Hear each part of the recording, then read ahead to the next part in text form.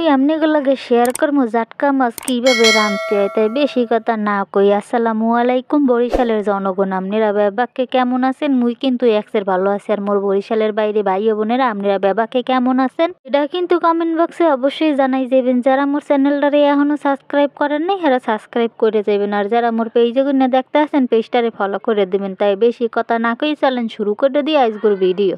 10 দিনের বেশি হয়ে গেছে ইলিশ মাছ খাওয়া পড়ে না, হেললি গিয়ে মোর আজকে চিন্তা ভাবনা করলাম ইলিশ মাছ খামো। কিন্তু এই ইলিশটা হয়েছে কিন্তু জাটকা ইলিশ, ছোট ইলিশ এইটারে কয়। সুন্দর করে ভাজতে হইবে পড়তে মলদি মরিচ মাইকে, এরপর কিন্তু সুন্দর করে ভাজিয়া লাগবে না, একালে মাইকে জিকে ভাজিয়ে বুঝে এরপর একাল উল্টাই মুল্টাই দেবেন। যখন দেখবেন যে হালকা পাতলা করা হয়েছে তখনই একাল উড়াই হেলাইবেন। তাই মুই দেখেন সুন্দর করে মাছটার উল্টাইয়ে দিলাম। আর একটা কথা, মোর রান্না ঘর দেখে আপনার আবার কইেন না বসতে, কিন্তু মোকে বরিশালে গ্রামের বাড়ির রান্নাঘর, ঠিক আছে? এটা কোনো শহরের রান্নাঘর না, এটা হচ্ছে গ্রামের রান্নাঘর। তাই গ্রামের রান্নাঘর কেমন হয় তো আপনারা ভালোই জানেন। আর যারা আপনারা জানেন না একটুখানি বরিশাল এলাকায় বেড়াইতে যাইয়েন, হেলে দেখবেন হানি সুন্দর মতো জানতে পারবেন যে বরিশাল এলাকাটা কিরকম। হয়তো একটু এলোমেলো, কিন্তু এরপরও আমরা বরিশালের মানুষ কিন্তু মনে করেন আতিথেয়তায় এত সুন্দর, যারা একবার আয় দ্বিতীয়বার আবার চিন্তা ভাবনা করে। এরপর মনে করেন মোর কত বন্ধু বান্ধব যারা শহরের অন্যান্য জেলার, হেরা খালি কয় বরিশাল বিয়ে করুম। আর মাইয়ে বন্ধুগুলাই কয়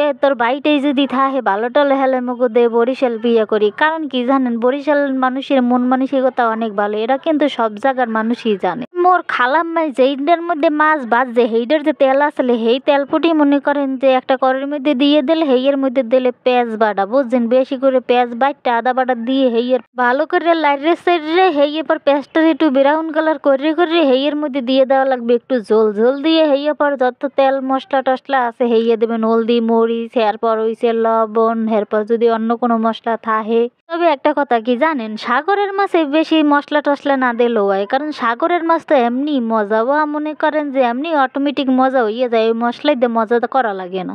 হইছে একসের তাজা মাছ, বুঝছেন? ওই শহরে ফ্রিজে তো হয় 1 মাস 2 মাস 1 বছরের মাংস না কিংবা মাছ না, যে মজা লাগবে না। কিন্তু এককালে টাটকা ধরে আনে হিন্দি আনিয়ে এবার রান্ধে হেলাই।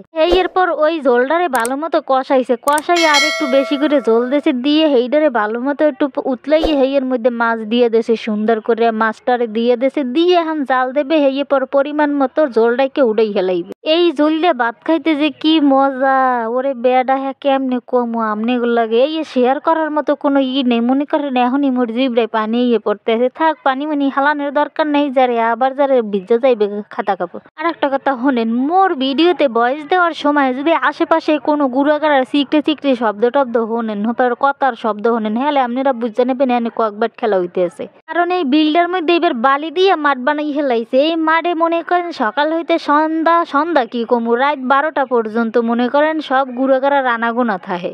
আমার কিন্তু রান্দা পেরাই শেষ হয়ে গেছে। সবাই ভালো থাকবেন, সুস্থ থাকবেন, আর মোর লাগে দোয়া করবেন। দেখা হইবে আগামীকাল অন্য কোনো ভিডিওতে। আসসালামু আলাইকুম।